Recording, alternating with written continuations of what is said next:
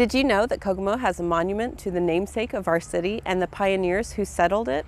We're standing here in what once was called Faulkner Cemetery, but is now known as Pioneer Cemetery, just east of Memorial Gym.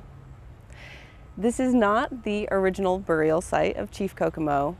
He originally was buried at the intersection of Buckeye and Superior Streets near the fire station.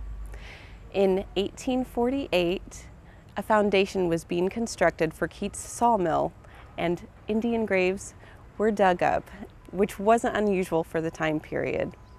But they found bones that were said to have been from someone who was approximately 7 feet tall, and everyone believed that that could only be Chief Kokomo.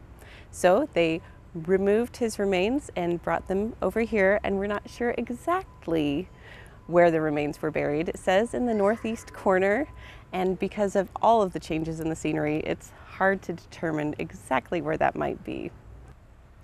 We have an interesting piece of history here in a Kokomo High School yearbook from 1945 that tells a very cute story of how Kokomo got its name.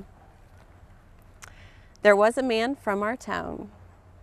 Well, to tell you the truth, there wasn't a town at the time of this man, but he was such a character that our town took his name. His name? Oh yes, it was Chief Kokomo. Many are the tales of this shiftless and inebriated Indian, but to say what you may, he was a real Indian. Kokomo was a full-blooded Miami war chief whose little brother, Jim Sassafras, lived to be the last of the tribe. When the pioneers who settled the swampy region needed help in any way, it was Chief Kokomo who was first on the scene to aid them. In fact, he became so well liked that the white man honored him by naming the city after him.